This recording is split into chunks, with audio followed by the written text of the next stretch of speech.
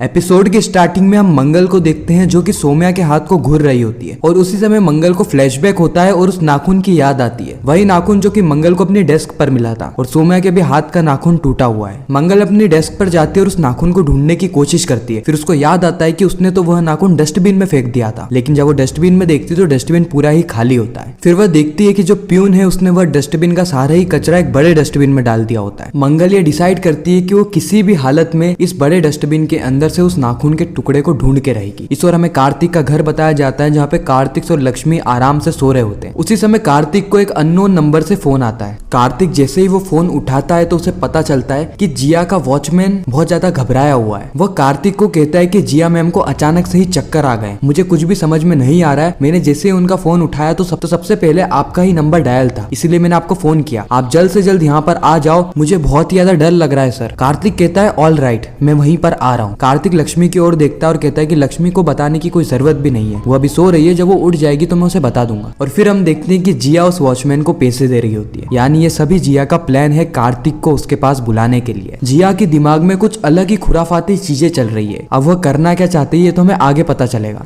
अब हम मंगल को देखते हैं जो कि ऑफिस से बाहर जा रही होती है उस डस्टबिन का पीछा करते करते। उस समय बीच में बॉस आ जाते हैं। बॉस मंगल को कहते हैं कि मंगल, मुझे उम्मीद है कि आज शाम तक तुम इस 20 लाख की इनवॉइस ला के मुझे दे दोगी। अगर तुमने नहीं दिए तो तुम्हें मुझे 20 लाख रुपए देने होंगे, तुम्हें और अदित दोनों को। अगर तुम दोनों 20 लाख रुपए देने में असफल रहते हो तो फिर जेल जाने के लिए तैयार रहना। इस और हम देखते हैं कि गायत्री जिया को फोन करती है और जिया से कहती है कि जिया तुम ये क्या कर रही हो। जिया तुम कुछ भी करो लेकिन मुझे अपने निशाने पे मत लो। जिया कहती है कि अगर मुझे आपको निशाने पे लेना होता तो मैं कल ही ले लेता। अगर आपके बेटे को आपका राज बता दिया होता तो अब तक तो आपका खेल ही खत्म हो जाता। गायत्री कहती है कि मैंने तुम्हें यह बात बता के अपनी लाइफ की सबसे बड़ी गलती करी है, तुम मेरे बेटे से दूर रहो। जिया कहती है रिलैक्स, अब तो मैं ऐसा खेल खेलने वाली हूँ जिससे कार्तिक सिर्फ और सिर्फ मेरे पास आएगा और मुझे छोड़ के कभी भी नहीं जाने वाला है। इतना कह के जिया फोन को काट देती है। ऑफिस में हम सौम्या और अदित को देखते हैं जहाँ पे सौम्या अदित पे गुस्सा हो रही होती है। वो अदित को कहती है कि अदित तुम इतनी बड़ी बात को इतने हल्के में कैसे ले सकते हो, वो मंगल वो गवार तुम्हें पटाने की कोशिश कर रही है। अदित कहता है कम ऑन सौम्या, तुम क्या पागल हो गई हो, वो मुझे पटाने की कोशिश नहीं कर रही थी, उसकी हिम्मत इतनी नहीं है। 15 साल की शादी में मुझे नहीं पटा पाई और एक दिन में पटा लेगी, इतनी हिम्मत नहीं है उसकी। अदित कहता है कि तुम इन सारी चीजों में दिमाग मत लगाओ, तुम मेरे बारे में सोचो। मैं बहुत ही बुरी तरीके से फंस चुका हूँ, मुझे समझ में नहीं आ रहा है कि मैं क्या करूँ, मेरे पास सिर्फ आज शाम तक का टाइम है, तुम भी मेरी मदद कराओ फाइल्स को ढूंढने के लिए। सौम्या मनी मन में कह रही होती है कि अदित तुम मुझसे मेहनत क्यों करवा रहे हो, वो फाइल सब किसी को नहीं मिलने वाली क्योंकि वह मैंने जला दी है। इस और हम देखते हैं कि मंगल उस प्यून को रोक लेती है। मंगल उससे कहती है कि क्या मैं डस्टबिन चेक कर सकती हूँ, इसके अंदर मेरे कुछ इंपॉर्टेंट पेपर्स हैं। प्यून मंगल को परमिशन दे देता है। उसके बाद जो मंगल है वो कई सारे पेपर्स को निकालती है और अपने जो मेन नाखून है उसे ढूंढने की कोशिश करती है। आसपास जितने भी लोग आ जा रहे थे वो सभी लोग मंगल का मजाक उड़ाने लगे, ये डस्टबिन में आखिर कर क्या रही है। और फिर हम देखते हैं कि मंगल को वो नाखून का टुकड़ा इतनी मेहनत करने के बाद मिल जाता है। मंगल अपने आप को कहती है कि मेरा शक सही था और फिर मंगल वो नाखून का टुकड़ा लेके सीधे अदित के ऑफिस में घुस जाती है। सौम्या मंगल से कहती है कि क्या मंगल तुम में इतनी भी तमीज नहीं है कि जब भी हम किसी के ऑफिस में जाए तो नॉक करके जाना चाहिए। मंगल जो है वो सौम्या का हाथ पकड़ लेती है और उसके टूटे हुए नाखून से उस नाखून के टुकड़े को जोड़ के देखती है। और अब तो मंगल को 200% कंफर्म हो गया था कि ये पेपर्स इधर उधर नहीं हुए बल्कि सौम्या ने यह पेपर्स चुराए हैं। मंगल अदित को ये सारी चीजें समझाने की कोशिश करती है। सौम्या कहती है कि तो नेल एक्सटेंशन है, ये तो कहीं पर भी गिर जाते हैं, अब तुम्हें क्या पता, तुम तो कभी फैशन में गई नहीं हो। मंगल कहती है चलो ठीक है, यह बात मान लिया, लेकिन ये सिर्फ मेरे ही डेस्क के सामने क्यों गिरे हुए हैं, आप तो मुझसे बहुत ज्यादा नफरत करती हो ना, मेरे आसपास रहना भी नहीं चाहती, तो आपको ऐसी क्या जरूरत पड़ गई कि आपको मेरे डेस्क के पास आना पड़ा। लेकिन जो अदित है वो मंगल की बात को नहीं मानता है, वो उल्टा मंगल को ही दोषी ठहरा देता है। अदित कहता है कि मंगल पहले तो तुमने इतनी बड़ी गड़बड़ कर दी, उसके बाद तुम ये सारा ही ब्लेम सौम्या पे डालना चाहती हो, तुम सौम्या से दूर रहो। मंगल अदित से कहती है कि आप मुझ पे भरोसा ना करके बहुत बड़ी गलती कर रहे हैं। अदित कहता है कि मेरी लाइफ में तुम आ गई हो, यही सबसे बड़ी गलती है। अब जैसे ही मंगल वहां से जा रही होती है उसी समय मंगल के हाथ से सौम्या का बैग गिर जाता है। फिर